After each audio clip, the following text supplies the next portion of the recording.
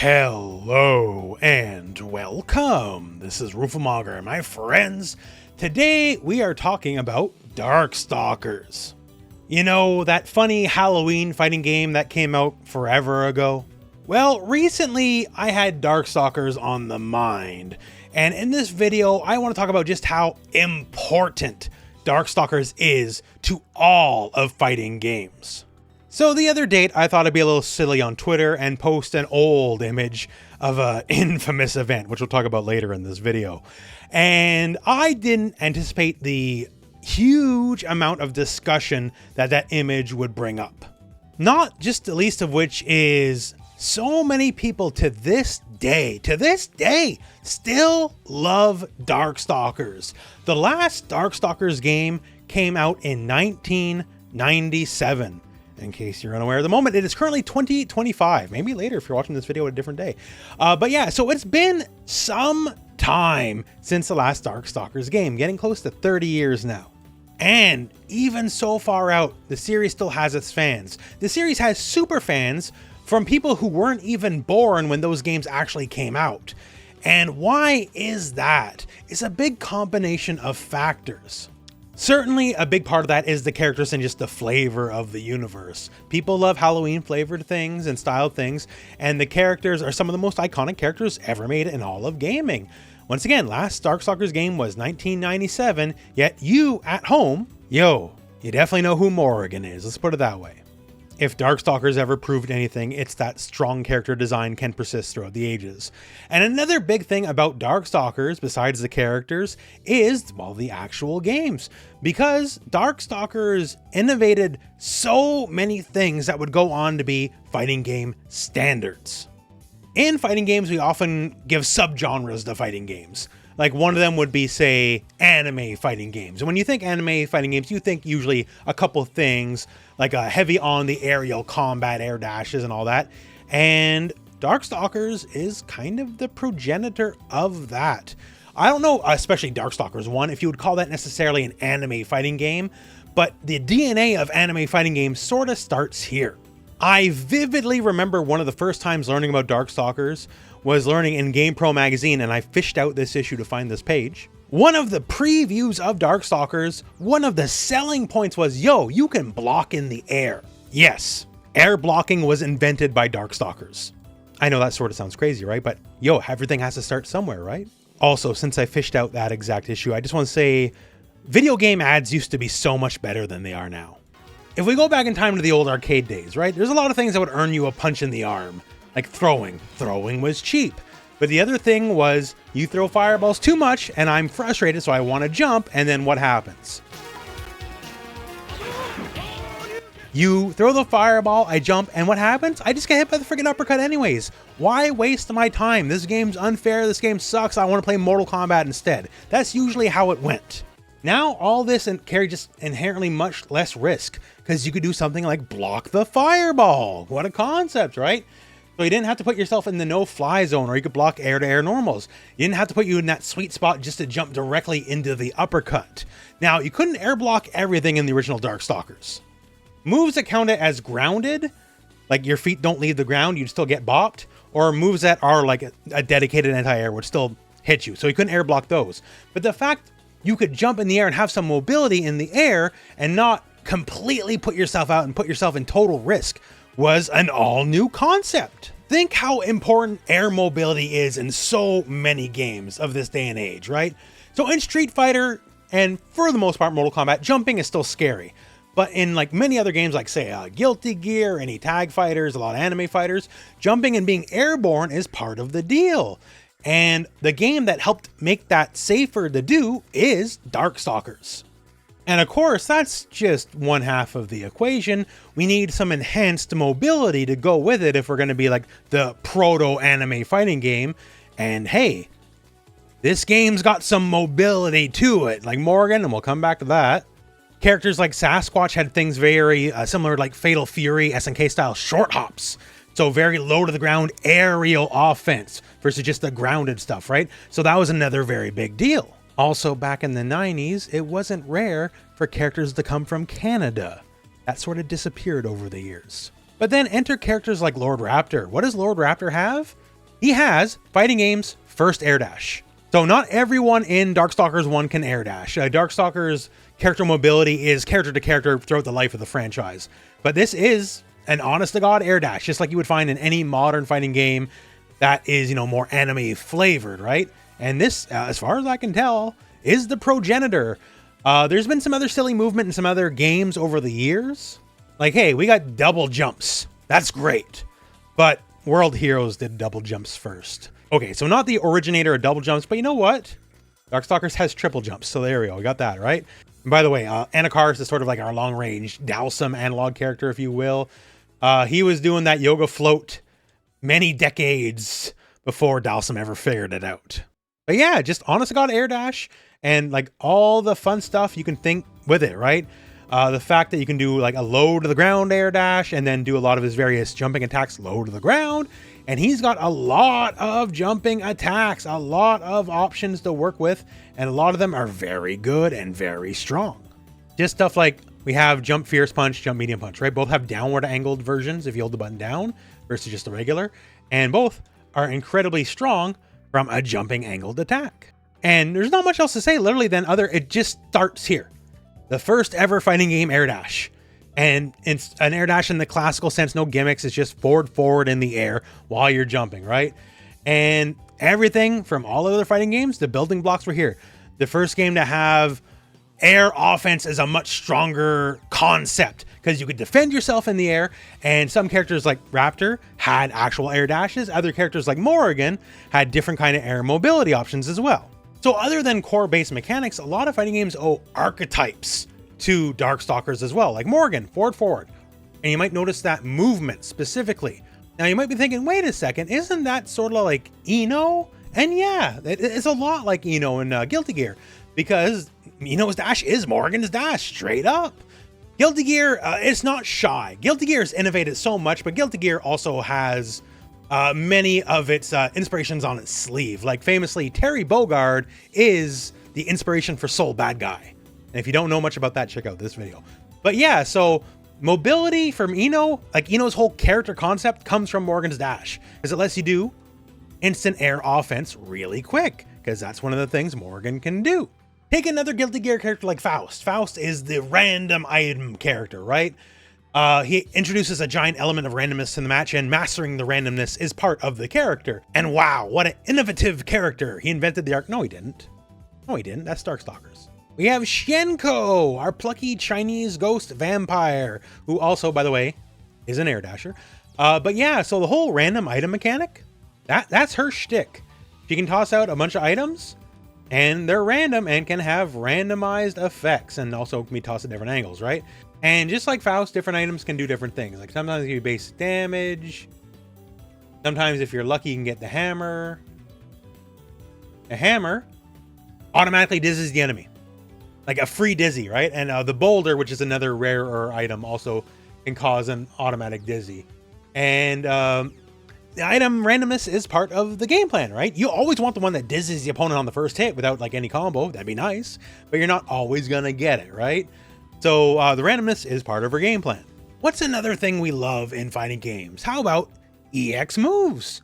Like, here's the regular move, but then we have the EX version, which takes a meter and it does something cool and different. Wow, love it. And again, thank you, Darkstalkers, because this is the first game to have EX moves. It's not the first game to have super meter. I believe that was Art of Fighting. But the first game where you could just take a move, put some meter behind it, and make it better yet, hey, yeah, we got that stuff. Like Morrigan. Morrigan has actual super moves. Like, she has the same input as Akuma. She has the Raging Demon, right? So you can burn your super bar on that. But if you have super bar in Darkstalkers 1, how about Enhanced Fireball? Because regular Fireball, not quite as big as Enhanced Fireball. Regular Uppercut, how about Enhanced Uppercut with all, like, shadow effects and all that kind of stuff. Darkstalkers is the game to make EXs a thing. Now, in this game, they're called ES moves, specifically, not EX, not yet. We didn't get there just yet. But the concept for it in fighting games comes from Darkstalkers. How about more fun things like defensively? Like, hey, alpha counters. Like, I always call this, no matter what game it is, I call this an alpha counter. The get off me move while I'm blocking, right? And Darkstalkers, I'm not sure if it's the first game to have it, but it sure predates Street Fighter Alpha. This game was out a full year before Street Fighter Alpha was. So like, get off me while we're blocking. Yo, that's Darkstalkers. How about even more fighting game staples? Like, one of the biggest staples in any kind of anime fighter versus game, whatever, is just the basic light attack, medium attack, heavy attack, or whatever the buttons might be in the game. And it's going, hey, light, medium, heavy. You know, the basic building blocks of a combo, right? A, B, C. And so many games use that. Like, you don't even really think about it in these styles of games. Not every game uses it. Like, you know, Street Fighter, you got to do more normal, if you will, style combos. But we call this the Magic Series. Just going up in strength, you know, tap, tap, tap. Different than, say, chain combos, because like technically going light and light and light is chains. And you can do that back even like the old days of Street Fighter 2.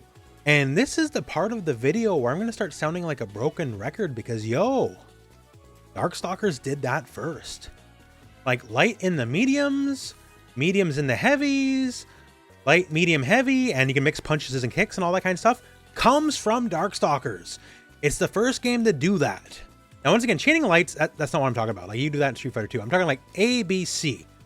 Like, that basic building block of a combo structure we think about these days comes from Darkstalkers. Another thing that this game innovated for the genre of fighting games. Like so many things, like this might be the first fighting game to have a beam.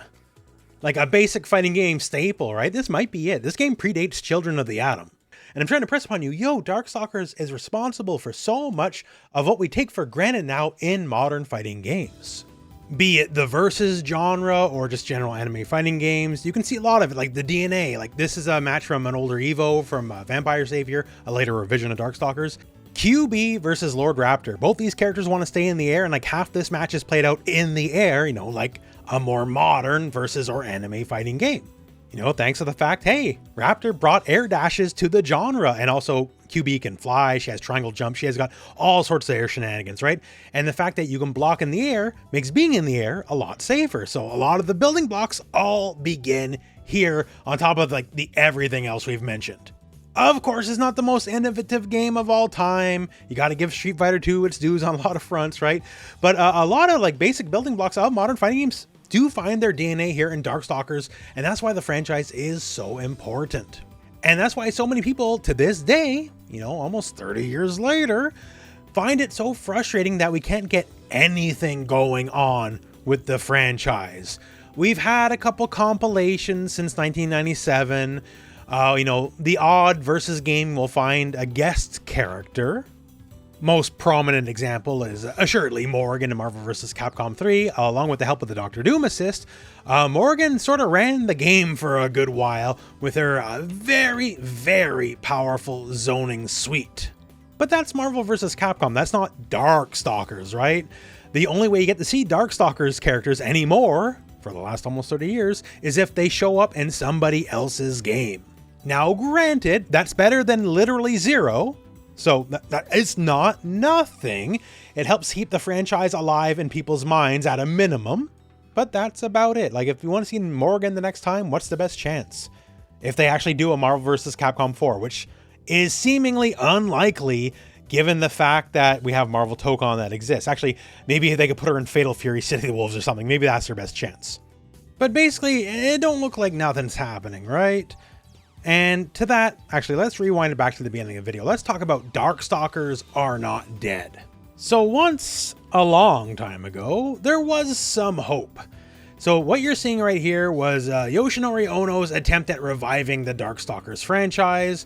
And this happened at Comic-Con 2012. And a not too subtle hint, hey, Rock is not dead, Darkstalkers are not dead, Darkstalkers is coming back, y'all. It's about time. It was overdue in 2012, and it's been some time since then.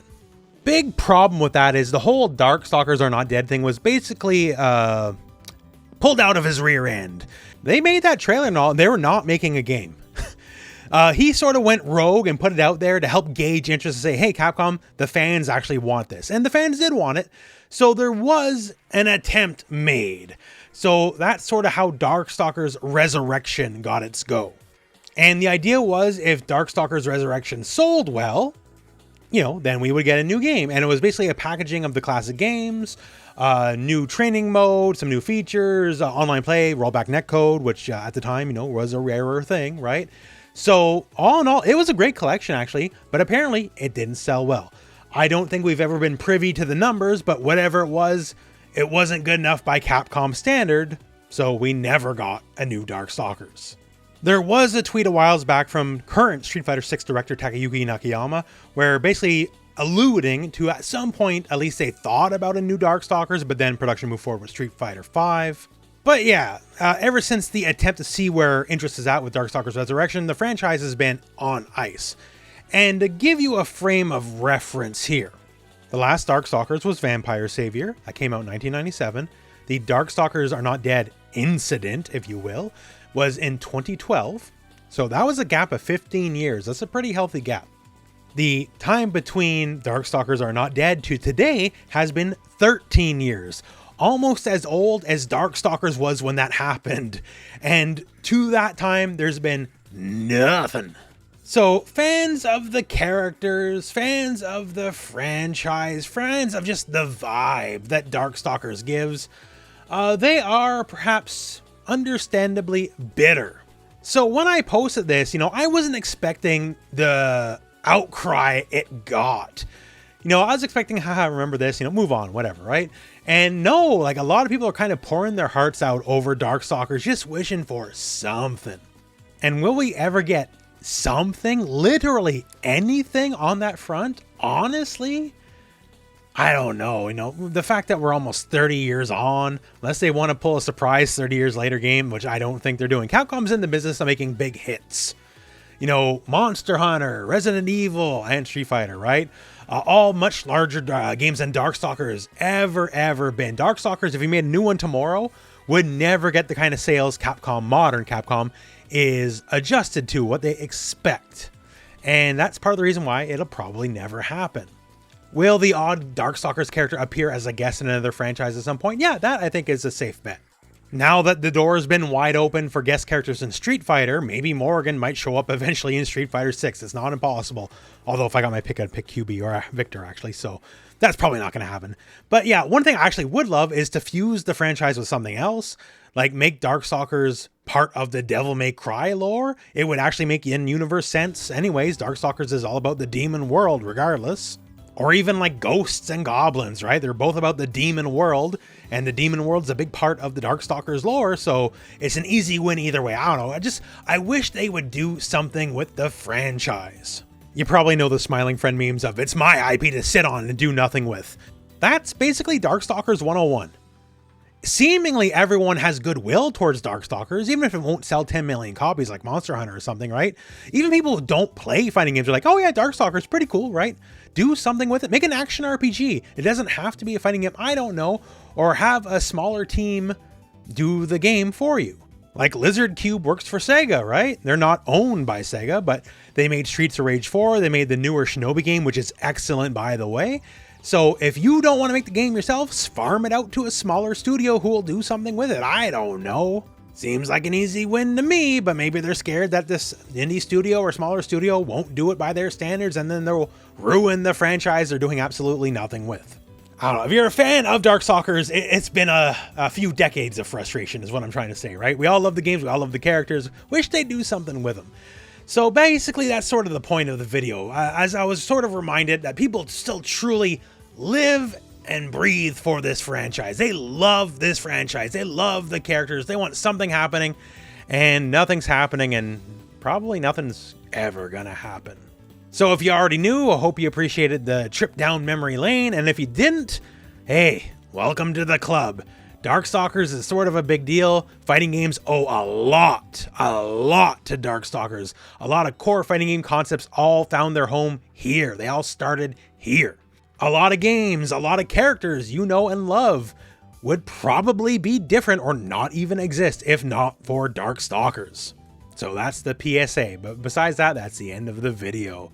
So thank you very much for watching. Hope this video has found you well, and go out and play some fighting games.